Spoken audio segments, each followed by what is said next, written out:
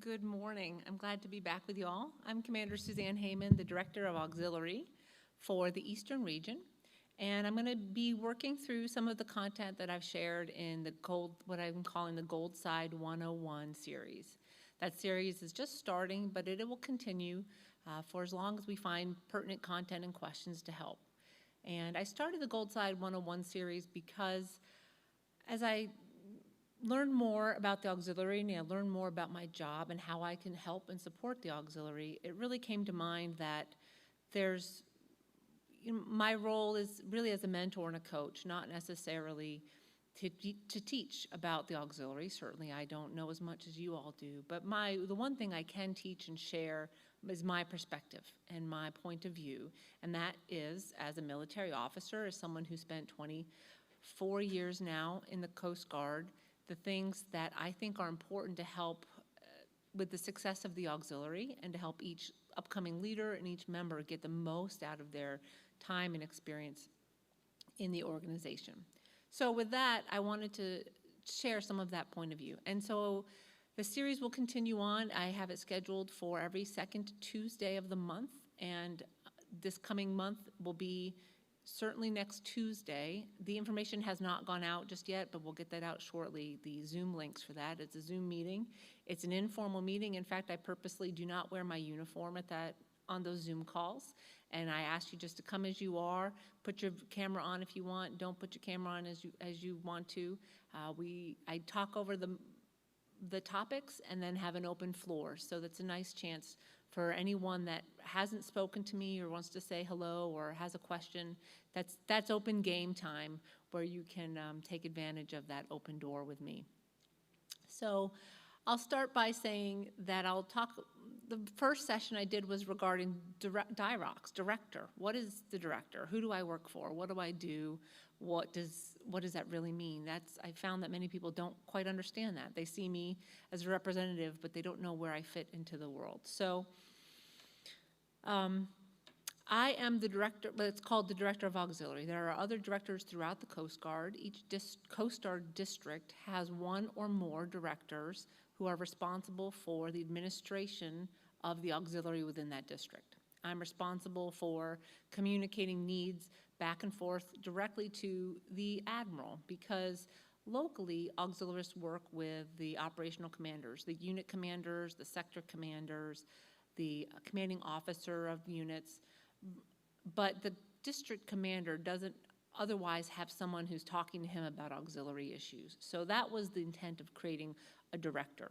And the director's role is very administrative. There is a detailed listing in the AUX manual of what my job entails. And one of the primary things, the first thing that's listed there, is to be a member of either the prevention or response department. I'm a prevention officer. My whole career path has been in the prevention community.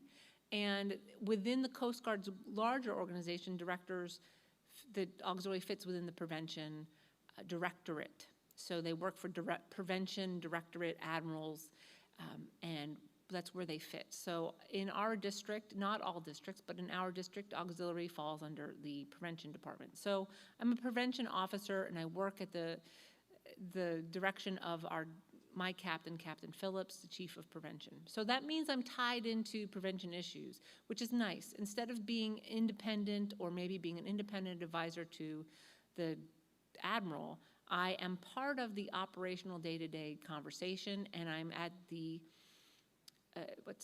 I'm at the right hand of the captain, but also I can be used by her for activities and missions.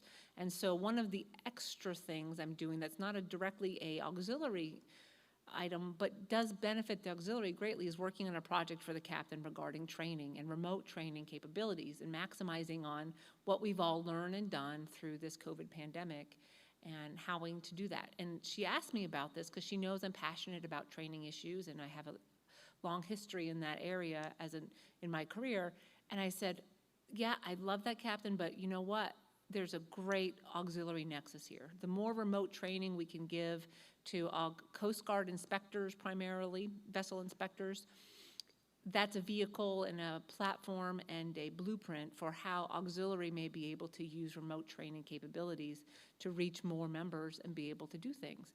Not just to help them do more auxiliary inspections or Coast Guard Gold Side activities, but also, of course, to help with the training improvements on auxiliary side. So the project is really to help teach Coast Guard inspectors how to do vessel exams remotely. How do we use remote technology to do remote exams on a commercial vessel? Well, that sounds just like the need that you all have to train auxiliary members to do safety exams on recreational vessels. So that's the benefit of me working in the branch, in the prevention branch, and working for Captain. So that's one job. That's part of as the director, is to advise the captain and advise the admiral on issues. But really the rest of it comes down to administering the auxiliary. So that means money. That's one topic that I have, is I have funds that I give to support activities. And those are the administrative activities. So if you are getting orders to patrol, but from the sector is funding your activity in that way. The money is it's a matter of where the money comes from, of course, and which account it's coming from. My office has funds to support DTRAIN. We don't support all of it, but we support much of the cost to host these training events. If the district wants to have a large training exercise, then my office would be the office they would come to and say, could we have some money to do this large training exercise, like the air safety seminar that happens, or we fund folks to come in for QE trainings. Then my office can support that. We also can buy supplies and certain things, so for the administration of the district, but not all of it. And so that's why it is important to recognize that there are funds collected at the unit levels, at the district and regional level, the division and regional level, that I know is there, and so there's an expectation that that money is being spent to support yourselves, because I don't have all the money in the world, and the more money I give to buy paper clips, is less money I have to spend to really help support training issues. So money is a big piece of what I do for the auxiliary. There are discipline issues that the director is responsible for. If you look through the manual, the AUX manual, it talks about the different levels of formal and informal discipline issues. The director really is at the higher end of the chain of discipline issues. So much of it should be handled and can be handled at lower levels. And there may be informal documentation or training or just coaching or counseling in terms of discipline of problems. But when they do come to my level, then I do have responsibility to participate and help the Commodore with his recommendation and guidance on what to do forward. And I can suspend members. I'm responsible to remove members that may be disruptive to the organization, and also there's a range of things I can do as the director, and that's spelled out in the AUX manual. But there are some things that I can't do, so I can. There may be an appeal that goes to the admiral as well. And then certainly discipline issues, award issues. So my office handles the meritorious awards, which are the awards that we will be giving tonight, the things you typically see where ribbons are presented to folks. So those are meritorious awards versus organizational awards, where people are getting awards from the district for hours completed or missions completed. But we're talking about awards where we're recognizing the specific work of somebody. So we handle that, and also handle membership applications. So the flip side of discipline, of course, and potential for removing somebody from membership is the application process. So my office reviews those. I'm responsible to adjudicate any concerns with security. So every new member, as you may know, gets a security check and an annual security check after that. And that is a detailed check. And there are different levels of that check, and it can be more intensive as you get into different positions in the auxiliary. But the basic membership and that basic annual check pulls back your records, and I have to look at them. And so I've had a couple cases thus far where people thought that things were expunged from their record, and they're expunged from the public record, but they still exist on the record. So I'll get the report. It'll come back with every arrest or every interaction with the law enforcement. And if it's someone I've already seen and I've already said, oh, I'm not concerned about these previous interactions with the police, or I know what happened here and we still accepted them for membership, then I just move on. But if it's, I get a report and someone was arrested last year and it's a new arrest and I see it from an existing member, then it's my responsibility to review that, identify what happened, reach back to the member, and then make a decision. Do we maintain membership for this person? What do we do? So that's a significant role that I have. I supervise the operations training officer. So those are the warrant officers that are both inmate warrant officers. So they've spent their whole career as working on boats. They've been in small boat stations or driving boats. Some of them have different paths, but essentially their career specialty is boating, and therefore safe boating, search and rescue. And they're typically well-trained. I mean, they are well-trained. Typically they are members that have experience as trainers. Maybe they served at a training unit, or they've been executive officers where they did extensive responsibility as trainers. So we have some of the best coming in to be those operations training officers. So I supervise my operational training officer. He's the one that is working with the QEs. He's the one that's providing equipment, buying certain equipment for members to maintain the safety of the boating program. The director also is responsible for record keeping, so you may know or may not know that there is a permanent file on every auxiliarist that's housed in my office. Some directors have shifted to electronic record keeping. We have not just yet. There's been no national requirement for that shift, but most of your record information, your awards, your classes, your competencies are recorded electronically in aux data. What I'm talking about is copies of awards or copies of discipline letters or copies of your membership application packet. I do have a paper copy of those things, and that's my director's responsibility. If you move to a different location, the director in that location is going to call or send an email to my office and say, hey, I need Billy Sue's member file, and we mail it off to that other director so that they have it. So that's a responsibility of directors. And probably one of the most important roles that I serve as the director is I serve to be the interpreter of the rules. And that meaning if there's a question about how to interpret the aux manual, or maybe in some cases the aux manual does give us the opportunity to give a waiver from certain rules, that's my job to make that decision. And so that is why you get a commander in this seat. You don't get a brand new ensign. You get someone who's spent their career, as I have, making those decisions, dealing with personnel issues. And at this point, I can be trusted. I know I can be, but my supervisors believe that I can be trusted to make some of those hard decisions. Should I give a waiver to this person? Should I give, if the manual says to do X, Y, and Z, should we allow a unit to do X, Y, and Z and A or B? You know, what are those options? And so I interpret the rules, and we look at it and say, what does this mean? And then if I need to, then my job is to go to my supervisor or go to headquarters staff and say, this rule doesn't quite make sense here. This is, we need to change this, or it doesn't apply or fit well to my region. So that's my job in a nutshell. So I mentioned the OTO works for me. Also, you may have heard the names Laura and Rhonda Simpson. They're the specialists that work in my office in St. Louis, and they handle the administrative pieces of it. They do the paperwork entry. They help with data entry, with budget administration, with record keeping. So there's two civilians that work in my office. Not every director's office has this mix, but every director's office has some assistants. So every director has an active duty member, typically a commander, sometimes a lieutenant commander, so the grade below a commander, but a senior lieutenant commander. And then there is an officer, a warrant officer that serves as the OTO.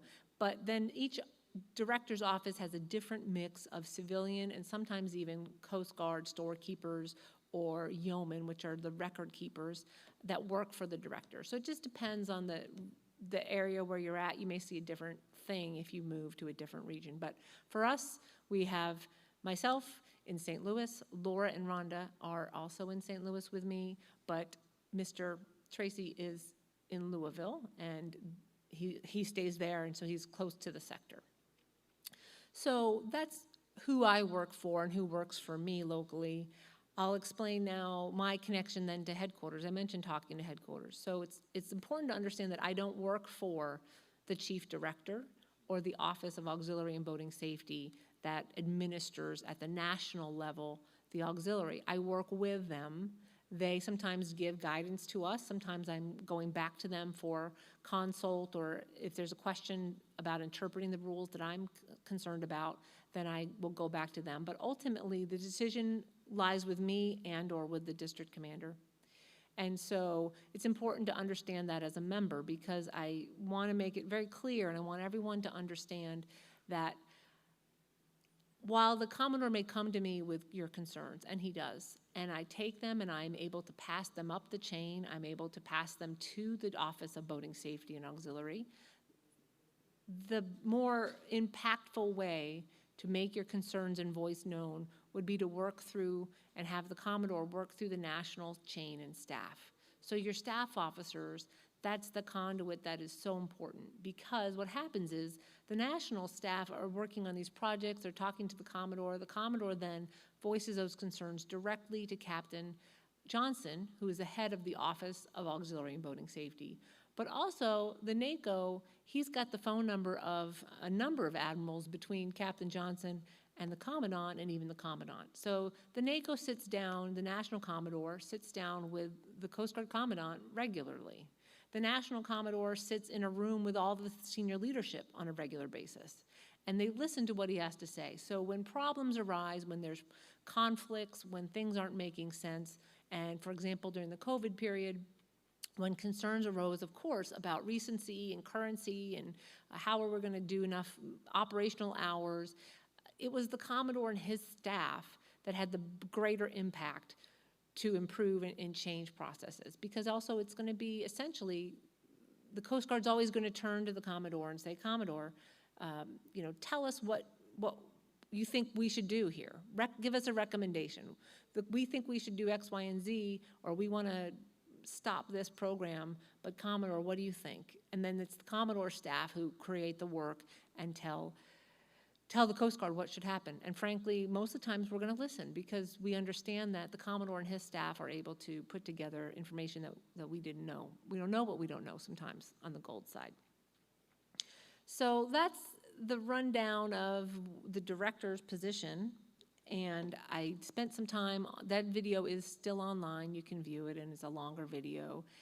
And I answered some specific questions. Oh, one topic that I'll mention that was a question from that session was clarifying this question about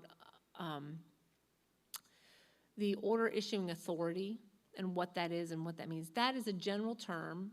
So anybody who is authorized, whether they are gold side or silver side, that is authorized to give direction or orders to an auxiliarist is an order issuing authority. So at you may experience it in different places with different units. They're going to call one specific person. There may be one person, say a chief petty officer, who is designated the OIA, the orders issuing authority. Or at a bigger sector, you may have multiple people who can serve as the orders issuing authority. So that's just a general term when we talk about OIA. It's not specifically a person.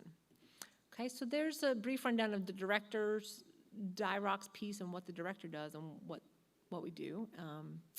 As a director, we do meet monthly with the chief director's office, so the Office of Auxiliary and Boating Safety. So if there are concerns, we're talking about it that way.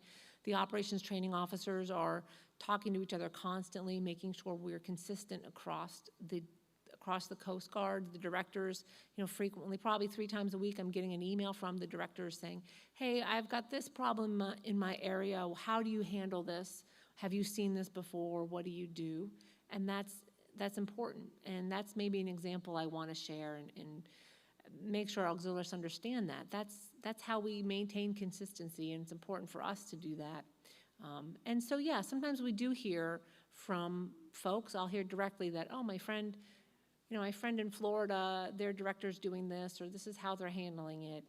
And then I'll reach out, because we do like to maintain consistency and make sure we're all working together in the same venue. So that was the first session I did, was regarding to directors and how I fit into the chain and how to use me. But more importantly, I think the takeaway lesson from that is I can only do so much, but your national staff and national chain can really do much more in terms of big policy. But the bottom line is my job is also to be, I'm your cheerleader. I'm the conduit to the Coast Guard. So if there are ever situations where things go sideways or wrong or there's misunderstandings, unfortunately that does happen, that's part of my job to handle that. We help with claims issues, those sort of concerns. But also when good things happen, when really unique and exciting activities are going on, the more I know about that, the more I can share that. And because the sector commander, Sector Ohio Valley, Captain Beach, if there is a huge event, let's say on, what is this, HydroFest down on Lake Gunnersville, that's a huge event. And there may be 10, 12, 15 auxiliaries that support that. Unless something spectacular like a life is saved, the captain may hear about it, but she's not necessarily, that's not something she's going to go back and go, hey, Admiral Netto, did you hear about HydroFest? This happened on the lake, and I had 12 auxiliaries out there, and there were 1,500 people on the lake, and it was great. That frequently just doesn't make it up to the chain through her, but that can come up the chain through me, because when I hear about that, when I see those reports and after-action reports, then I tell my boss, I say, Captain Phillips, hey, this happened, and so can we add this to the brief to the Admiral? Because that's my job, to cheerlead and communicate, right? Captain Beach at the sector is cheerleading and communicating for 30 other programs and 30 other activities. But my job is to cheerlead and communicate for you and on behalf of you. So I can help unstick some problems. I can help smooth some waters if there's trouble. I can help find contact information if there's need to connect to a unit. Okay, that's what I do. The second session I did was regarding to Coast Guard correspondence, and that unfortunately did not get recorded. I will repeat that because there was some confusion about the links for that session, and I would like to repeat that so we can record it and have it for record keeping. But the short end of what I talked about in correspondence session is something that, again, from my perspective as a military member, I wanted to share some points to help you all communicate better with the Coast Guard. How do you become more effective in your communications with us, and consequently, if you do those same things, you're becoming more effective in communication within the auxiliary. And I'll start simply by loading into email etiquette, and I see a lot of concerns and problems with email etiquette. And basically in the military, in the Coast Guard, when you receive an email, and so for me, if my name is in that carbon copy line, the culture in the Coast Guard is, that means I'm just info. I don't need to take action on it, and frankly, I don't need to really read it all that closely. Because if it's an email that went to my operations training officer, to Mr. Tracy, and I'm copied on it, then I know and I expect, and he knows, that means he's got to take care of it, and his job is to tell me when I need to know more about it, or if I do need to know about it. And it may be a week later, it may be a month later, he'll say, hey, Commander, remember that email about blah, blah, blah? I took care of it, or this was the need, or, oh, Commander, I need your help on this because I can't get headway, or I can't take care of this myself.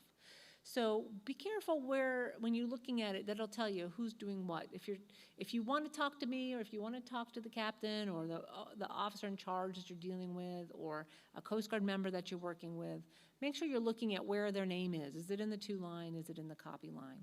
There's also the option to blind copy, and that is something I advise folks to use very sparingly. There are times certainly when it is appropriate, and as always in business writing and in Coast Guard correspondence, formal correspondence, there is the opportunity to blind copy, but that should be very carefully used, of course. You don't want to share, you only want to share what you need to with the right people, and then you also create a situation where you may not know who knows what information. So be careful with the blind copying.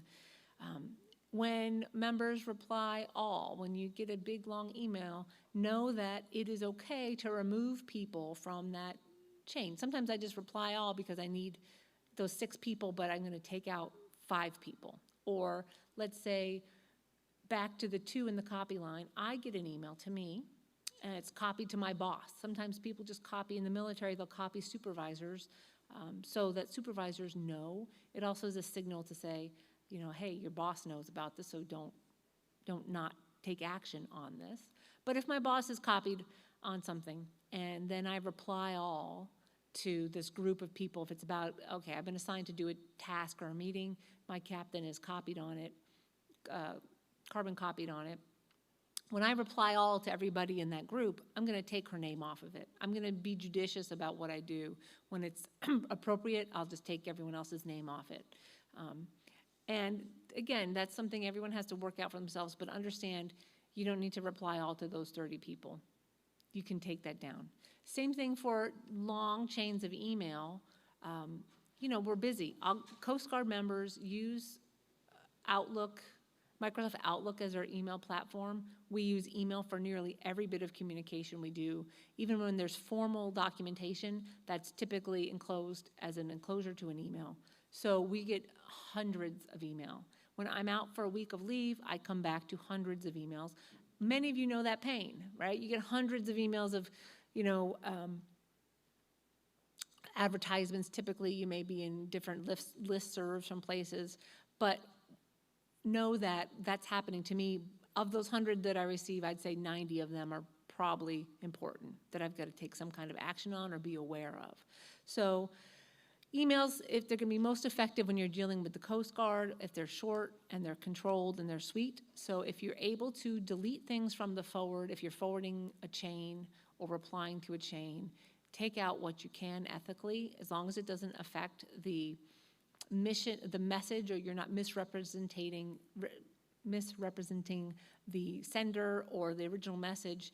Remove things, remove those big long, what do you call those, signature lines, remove that, make it clear so that the reader knows exactly what it's at. And on that vein, think critically about the subject line, because again, I'm getting hundreds of emails, and when the Coast Guard continues to give me more and more storage space, much like if any of you use Google or Hotmail, you've got so much storage space you don't even sometimes think about deleting those emails. So I've got hundreds of emails, thousands of emails actually in my inbox right now. And so if I need something, I'm going to search. Either I remember that Carl Mossbaugh sent me something, or I'm going to search and know that Carl was talking about program visitors in Chattanooga. And so I will search in Outlook for that thing. So most Coast Guard members use Outlook that way. We have so much email. We're using the search function all the time. So if you want your email to be found and remembered, you want to have a nice, clear subject line, and you want it to have the pertinent points. And sometimes mine become very long to my boss, but then I've got to think about what I'm going to call it. So there's some sort of basic email things I want to share there. Back to general Coast Guard correspondence. Understanding that there's really formal and informal correspondence, and there's there's formal and informal policy and different types of letters and policy letters. It's important to understand that the difference in some of those things. So nowadays, people use email for nearly every function. In fact, I get direction from my boss. I get policy letters. I get policy from my boss by email. Sometimes if I have to, I'll send a policy. I'll say to the Commodore, from now on, I need this to happen. I need this deadline. I need this. This is the policy. And I should be following that up, though, with some kind of formal documentation, because, as you know, emails disappear. People change and move, and that policy gets lost unless we document it. So the Coast Guard uses, typically internal to the Coast Guard, a memo. So sometimes you're going to see documents that'll say memorandum on top. There's a memo, and on that memo, it's clear. It's kind of like an email. It says to, from. It may have a through line, meaning somebody else got that memo before it made it to the to person who it went to. And so that's a memo, that's an internal document, versus what you may sometimes see is a business letter. So when I send information to a member, it's typically by memo because they're internal to my organization. And same thing across the DoD. I may send a memo to another Department of Defense or military unit. If I'm sending something to an outside entity, it's going to be a business letter, which is very much like you learned, if you probably learned in school, how to do a business letter. So it's a to whom it may concern, it's a little more formal, and it's got a signature on the bottom. But the memo is an internal document, so there's a little bit of shorthand in the memo. And then also the Coast Guard uses directives, so there's Commandant's instructions, Commandant's manuals, those are all different things. The thing to know about correspondence, same thing for email or if you're writing or preparing or helping with, the concept has changed. Even in my 24 years in the Coast Guard, there's been a significant shift from more formal language that you may think of as governmentese or what you may, when you see formal documents from the government, sometimes the language is very flowery or obtuse, if you will. It's very formal. There's been a marked change and drift towards much more plain language. So don't feel like you've got to throw in any kind of military jargon. Don't feel like it's got to be nautical. Don't try to do it up. Be simple and clear in your correspondence. Same thing when you're writing an award or a recommendation or you're trying to ask for something. Or again, when you're just speaking or communicating with a Coast Guard member, just don't put in these, just be clear. Just be concise and brief. And use common language. And even in your letters, even in your emails, don't feel like you've got to be super formal with things. Correspondence-wise, I would advise two more things. One is to remember that perfect is the enemy of good. So we can spend hours and hours and hours writing, rewriting, redrafting an email. And I've done it, and I do it, because I also have to balance the fact that emails will make it around the world faster than you can blink, and emails will last forever, because people have them and they pull them out. In the Coast Guard, anecdotally, it happens frequently in the prevention world, because what happens is an inspector may agree to something on a vessel. It may be relaxing the rule or something. They may agree to it on a specific case on a vessel.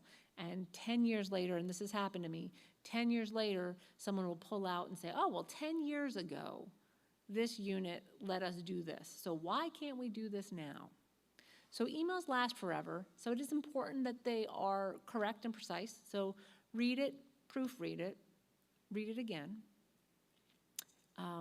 And remember who your audience is. Every time you're writing any piece of correspondence, and in particular when you're talking, if you're talking with a Coast Guard unit, but also as a leader or as a member, if you are the SO and you've been in the auxiliary for 20 years and you're trying to help a brand new FSO on a topic, remember that person may not. And we joke about the acronyms, and that's just the tip of the iceberg. Don't sometimes assume that that FSO understands how the national chain works. Or when you mention, oh, well, I'm going to talk to the branch chief or the national branch chief on this, don't assume that that FSO understands. And if you have to, change your language for that approach, of course. Just as you would think you're going to change your language for new members. Be quite cognizant of who that audience is. And I think that's it for correspondence. There's certainly more, and I have images and presentation where we can show and go through those correspondence items. The upcoming directors or Goldside 101 event is going to be regarding officer career paths, and then the one after that will be on enlisted career paths. So I'll be speaking this month, which is Tuesday at 10 Central and 7 Central. And then next month, the operations training officers will talk through enlisted career paths. And then the next one after that will be awards writing. And I know that is one thing that is always a question, always a concern. But I also, because we're working, the Commodore is putting together an action team, the D captains, myself, to work on an awards board and creating a different awards processing for the meritorious awards, which go through my office and which are to some people the cream of the crop, the awards we're really looking for, and we want to recognize activity. So that conversation will be then in June, which is a great timeline, because once we talk through that a little bit and we'll share some things, then it's action season, and then we're getting prepared for fall DTRAIN. And so the mission is to get some serious awards, get some more awards coming forward in a more timely manner, and see those distributed out at the fall DTRAIN. A bit of a preview with regards to next session, the officer career paths, would be how officers get to where they are, whether they go through the academy, whether they go through officer candidate school, whether they are. The Coast Guard doesn't have an ROTC program. We have a couple of specialized programs where we're trying to recruit underrepresented, communities, colleges, historically black colleges, to go to and find members. And they're not an ROTC program, but it's a specific training program to bring people in from these underserved communities and expand the diversity within the Coast Guard Corps. I'm going to talk a bit about the career paths and the different specialties and get there. So I think that's what I have for now. I'm sorry to ask this, but how much time do I have? Or am I done? 14 minutes. 14 minutes, okay. So let me then talk a bit about awards. Let me just start that then and talk about my awards, my philosophy, the awards climate, awards culture, and say that I really find it important that we change the collective, and culture is a bit of a buzzword, but the awards culture in the district, within your region, because I know many of you are intimidated by writing awards and what they need, what they are and what they represent. Awards, some people feel like I don't like to receive them, I don't want to be recognized in person. Some people have become burned out because they see some people getting the same awards all the time. They feel like there's no way for them to earn that award. So when I talk about awards culture, I'm talking about an entire plethora, a wide range of awards. So we've got formal awards that get presented at DTRAIN, but it's as simple as, you know, a flotilla commander recognizing somebody at a flotilla. And then that flotilla commander telling the division commander, so that at the next division meeting it's mentioned, oh, well, I heard really great things about Brian did this, and this was fantastic. And that may not rise to the level of a written award or specific documentation, but sometimes that attaboy or attagirl is what that person needs or wants. Not everybody needs or wants a medal on their chest to feel like they've been recognized, to feel like what they've done is really important and worthwhile.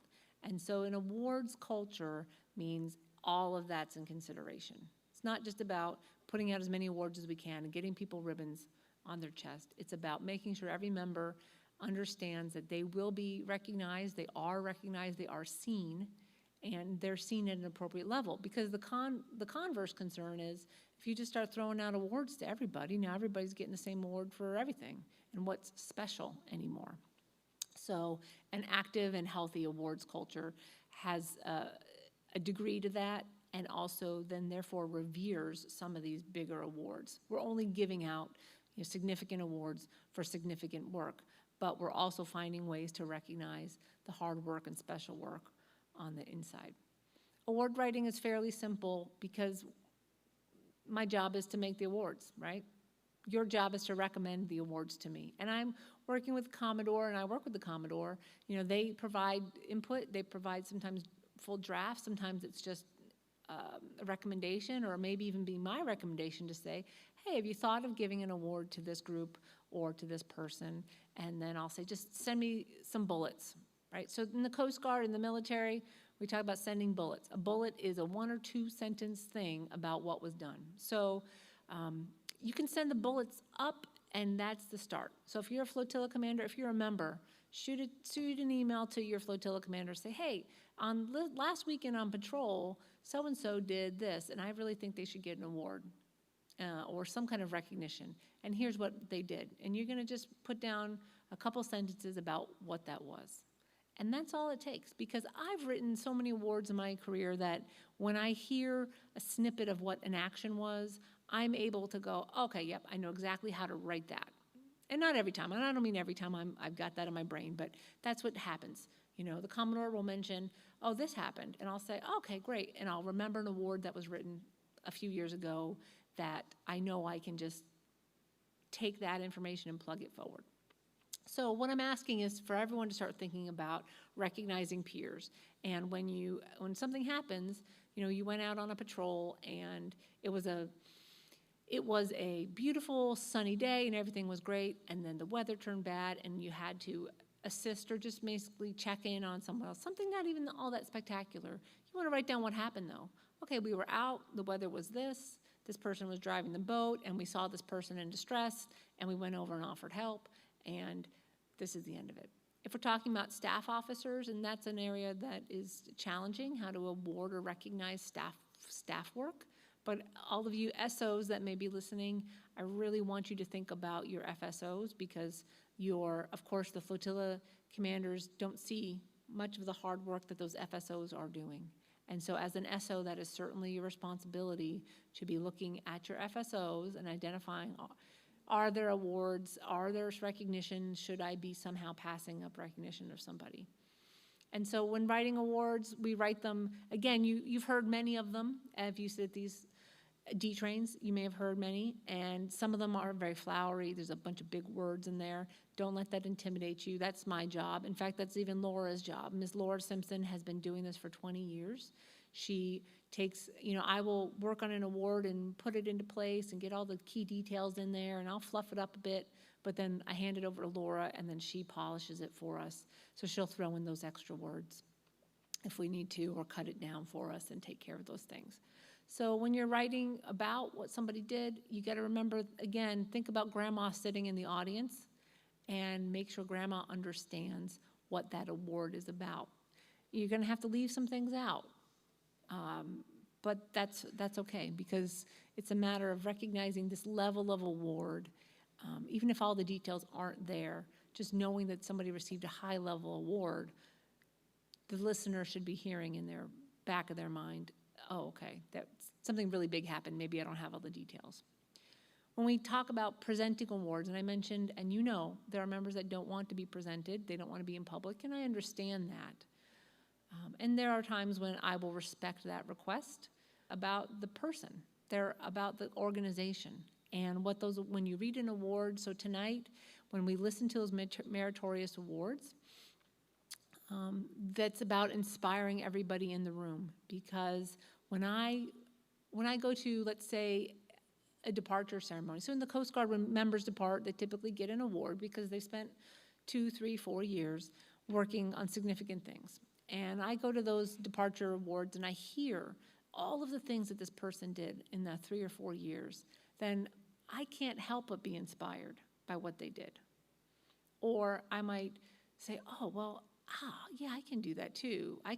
There's a project maybe I want to continue on with. Or if I go to a different area, let's say I go to a retirement ceremony for a friend of mine, and this has happened, where I've listened to their awards when they talked about their accomplishments in their career, and I think, oh, yeah, I should try that. I should try this project that person did. And so sometimes that's what an award is about. And again, let's say I'm not motivated by a medal or a ribbon on my chest, and I get presented an award, but that person down in the seats that maybe is motivated, they want that public praise. If they're seeing that their leadership is willing to put out the time and effort to write and present an award, then they feel confident that if they work hard, if they do well, if they present the Coast Guard, the auxiliary and the Coast Guard well, they will be recognized. So it's not about the member, it's about the organization, and it's about the solemnity of that awards culture and climate. So we'll talk more about that. I will continue to talk more about that. You're going to hear the Commodore talking about it. And stay tuned for June, and that will be much more interactive. I will have examples of recent awards. We're going to work through some, I'll take some bullets, and I want to show you the process. I'm going to take a couple bullets, and we're going to morph it into some award writing and help you with that process. So for now, that's the end of it. If you have questions or topics or things you think that I could just enlighten on this Gold Side 101 series, go ahead and send those up through the chain of leadership, and or at the meetings. Go ahead and use the chat function in the Zoom call and let me know. They are open to both Eastern and Western region at the same time, so you're going to see some people you don't normally see on these calls, but I welcome you to both or either session, and then the recordings should be live. So the recordings should be available, so if you want to watch them. And I know already a couple have been used for member training events at flotilla meetings, so that's an easy way to check that off for you. So with that, I think I am done, and I thank you very much for your attention, and I definitely look forward to talking with you more and seeing many more of you in person at the fall DTRAIN.